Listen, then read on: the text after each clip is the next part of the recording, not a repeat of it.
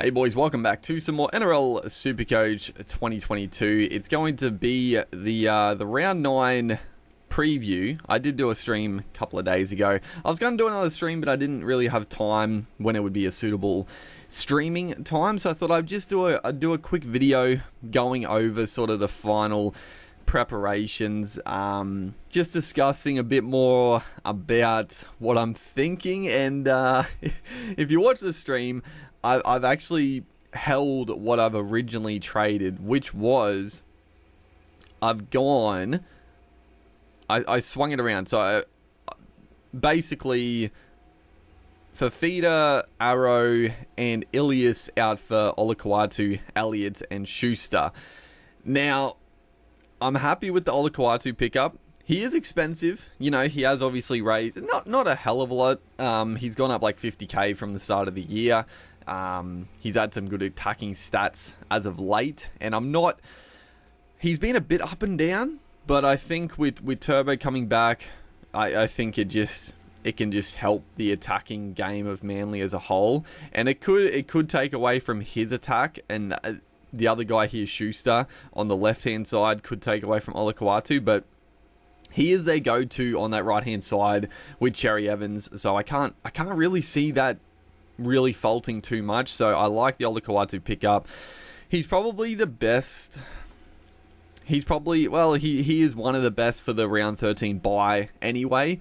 I think as it stands now, him, Tamalolo, and probably Pengai are sort of the best for the first bye, and probably Max King in the forwards department. I'll have another look in the next couple of weeks, but we do have to hold on the trades a little bit. We've got 25 trades left, which, I mean, it's still quite a bit. But we gotta put the foot on the brakes slightly. The Schuster pickup I like a lot for Ilias. Now I'm going early. He got 55 last week. He looked excellent. Like I actually thought he would have scored more than 55, but he didn't play huge minutes. Does it say how many minutes How many minutes did he play? Okay, he played 70 minutes. So that is a little concerning. And it has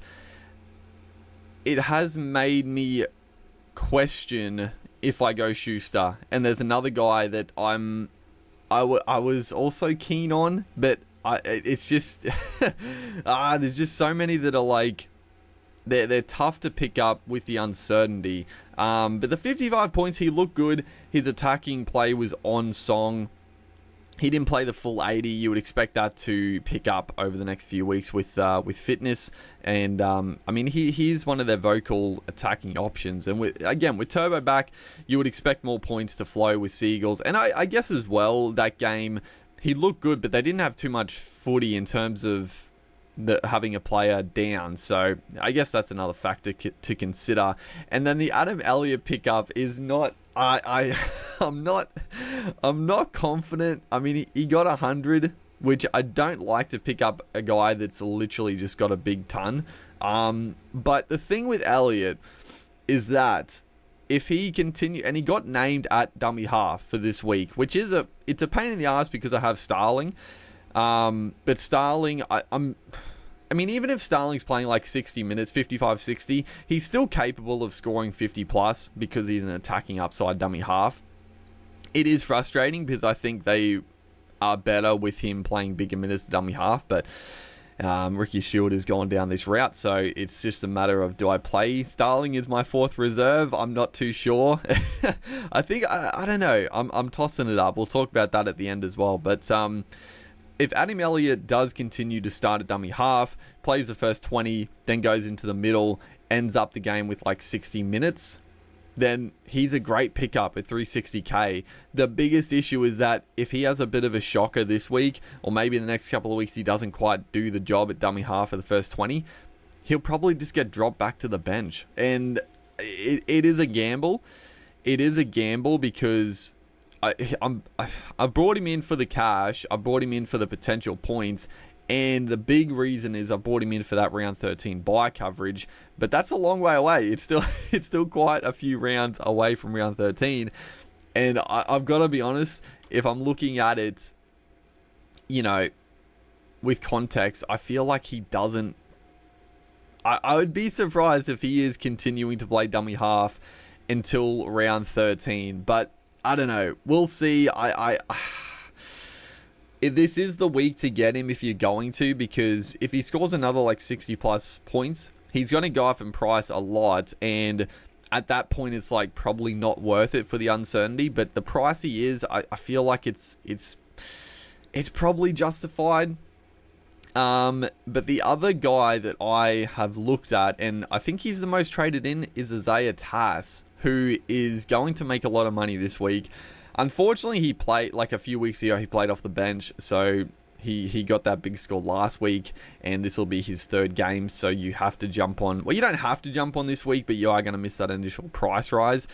The problem I have with Tass is that I'm just not confident he's gonna maintain that spot. He looked good, and I think he probably deserves it. But there's a couple of factors. One, Mansour has been dropped, which is good. Tane Milne comes onto the wing, so that was sort of the one issue, was that when Milne is back from injury, does he come straight back into the centres and Tass gets dropped automatically? But Milne has gone to the wing, which I don't know. I feel like Milne has been pretty good at centre for them, so I'm a little bit hesitant on that to begin with. And then the biggest issue I have is that goddamn Jackson Paulo is on the bench. Paulo is on the bench for the Rabbitohs this week, so I don't know. I don't know. Now again, I think if you get Tass this week, it's not gonna hurt you, because he plays this week. If he gets like, if he gets like 40 points, he's still going to make like a good amount of money. But next week he could be out of the team. Like it's the one decision I'm not set in stone with, because I could get rid of Elliott. I could bring Arrow back into the team for another week. Which I'm not keen on. That's why I was pretty happy to get rid of Arrow as well. Obviously, Fafita had to go. Arrow didn't have to go, but I think it was definitely time for him to go. And then instead of trading Elliott for Arrow, excuse me, I could trade. And this is the other thing though, like, who do I trade for Tass? Because Sawali, no, he's going to play the first bye. Tago, definitely not. He's going to play the first bye. I know a lot of people are trading Taylor May, but I think it's just come out recently that excuse me, something's in my throat. But I think it just announced recently that Taylor May has got that wing spot over Staines, and I think May is on the left still, with To'o coming on to Staines' right. So Taylor May, I don't think is a sell. I know you could cash out, you're going to make a lot of money, but he plays the first bye. I'm like, he's been a keeper. He obviously only got 39 points this week, but he's been a keeper. Like, he's been Brian To'o level of points. Like, I understand the money making, but he plays round 13, so I personally don't think he's a sell if he's getting that wing spot. Probably Penasini is the guy I would get rid of for Tass, which I don't hate, because I mean the Eels come up against the Panthers this week. They are looking a little bit down, and usually after a terrible performance you would expect a bounce back, but they're taking on the Panthers, so I wouldn't expect that big a bounce back. And then I think their draw is not the best, and he doesn't play round 13, so I am definitely tossing up trading at Penasini for Tass and pissing off Adam Elliott, because I just don't know. And even I could even keep Elliott and maybe Schuster. Just wait another week on Schuster. Keep Ilias. Hopefully he gets a few points against my Broncos, makes a little bit more cash, and then we can just have another look on Schuster, because he's not going to change in price this week anyway. So that's the other thing I'm thinking. But the other issue I have there is that Manly are taking on the West Tigers. Turbo's back. Schuster looked good his first game. He'll be better for the run. He could come out and get a big score, and he is a massive pod. He's a massive pod. if we look, there's not going to be many people that are jumping on Schuster. Like, he looked good, but he didn't get that many points. Like, he's in 1% of teams. 1,000 teams have him. So, he's a massive pod. And if he comes out and gets a big score against the Tigers, which I wouldn't be shocked if he did. You know, no Tuolangi. Who else is out? Nofaluma's out, so they're a bit weak. I mean, they've obviously picked it up quite a bit, the Tigers, but he could come out and get a big score. So I'm torn. I'm torn on what to do. Olaquatu was a given. I think Fafita to Olaquatu was the gimme. Adam Elliott, I don't know. And then Schuster, I like the pickup. So I'm probably leaning towards either Elliott or Tass. And that's a tough one because Tass, I just don't like the job security, even though he looks really good. But also Adam Elliott, I don't like the job security of playing big minutes dummy half. Because if we look at Elliott, he was so cheap because of the minutes. And this is the thing that freaks me out. Look at the minutes he played. He played 53 in round 1, 71 in round 2, 22 minutes in round 3, 36 in 4, 40 in 5, 16 minutes in round 6, and then 52 and 68. His minutes have been so up and down, and they've been really down. I'll be honest, I haven't really watched the Raiders too closely. I've seen their games, but I haven't really been looking at their players too well, but when Elliott has been on the bench, when they've had like a full-strength team, his minutes have been in the absolute toilet. So when he plays minutes, like his scores have been pretty good, like not incredible. Especially this Cowboys game, he played 71 minutes, only scored 35 points, but I don't know. I feel like it's one of those ones. Again, he is a massive pod. I thought maybe a few more people would jump on him, but he's in 477 teams.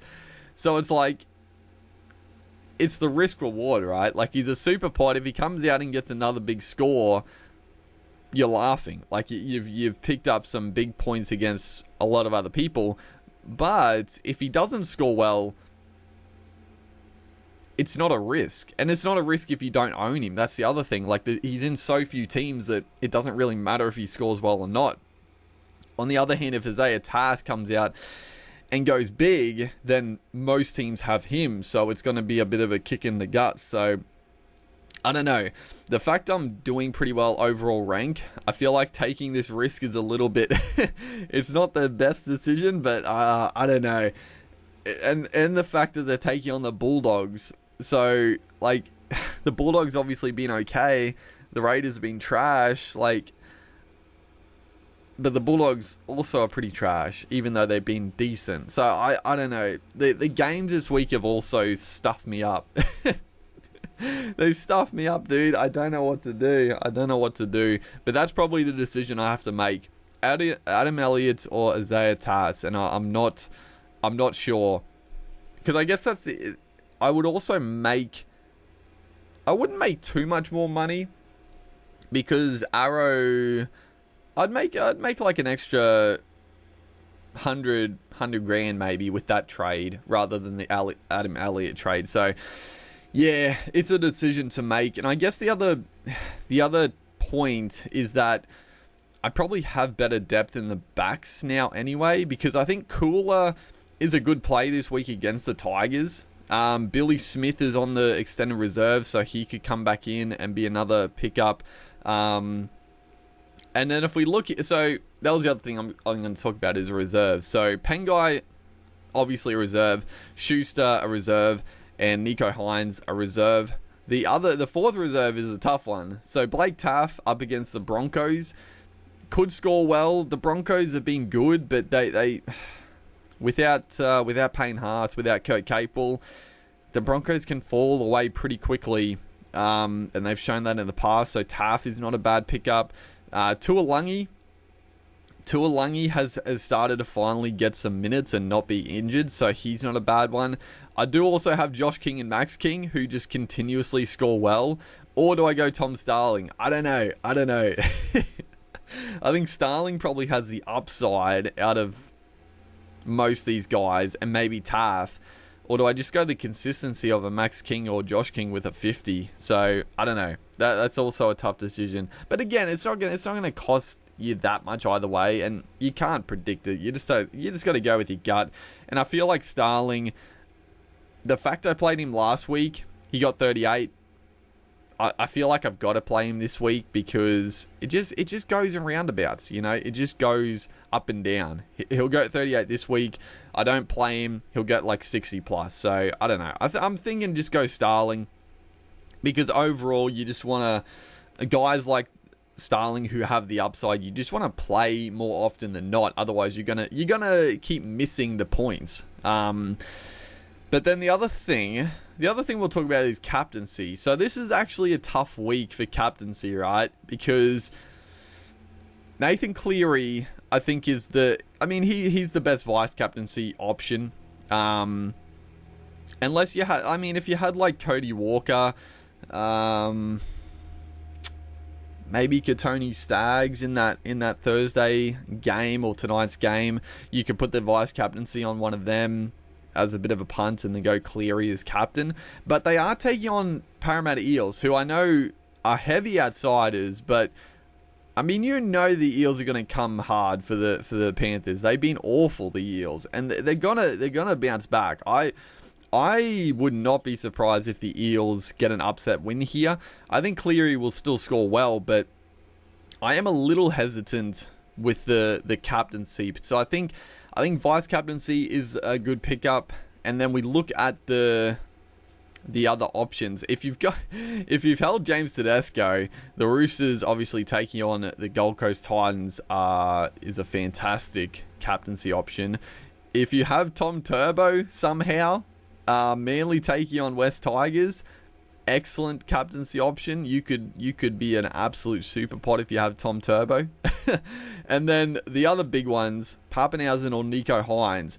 This is tough because Melbourne obviously take on the Dragons at Amy Park on a 2 p.m. afternoon game. Beautiful. But Papenhuyzen he's gone back-to-back tons, and you just feel like there's a drop-off for the Storm, right? They are relentless, but they've scored 70 and then like 50-odd in the last 2 weeks. Like, surely there's a bit of a drop-off for the Storm. You've got to think. But they're taking on the Dragons at Amy Park, so he's a great captain's option. But then you look at Hines, they're taking on the Warriors, who have also been atrocious, and they're playing at PointsBet, so also in an afternoon game. So Nico Hines and Papenhuyzen, this could be and this is the thing I hate about the captaincy, right? Because this could be the biggest swing in if you have a really good week or an okay week. Coming down to these two guys, who the hell do you captain? I don't know. At the moment I've got it on Pappy, but I could see myself swinging to Hines because he's been the ultimate bounce back. Like, he got 68. He still scored pretty well, but he has gone like a lower score and then a huge score. So I don't know. I'm so torn. I guess the other guy here is Harry Grant for the Storm, but the problem with Grant is that I'm so mad. He got 104 points, but he didn't play the last 15 minutes, and that's sort of the way the Storm team, if they're killing it, Harry Grant is sort of the first guy to get subbed off because they can just chuck in Brandon Smith, or they had Tyron Wishart who can just go in there and spell him. So Harry Grant, I'd love to captain, but he's just not. Yeah, I just can't because he just gets rested if the Storm are in front, and if he hasn't had those attacking stats, he could be in for not a low score, but not incredible. So it's down to Pappy or Hines, and oh man, I don't know. I've got all weekend to think about it, and I'm gonna be dreading it. So I've got the captaincy to think about, and I've got Tass or Adam Elliott to think about. It's a tough one. And I'm not sure. But hopefully you guys are enjoying the Supercoach content. Make sure to like and comment, and I'll see you guys in the next one.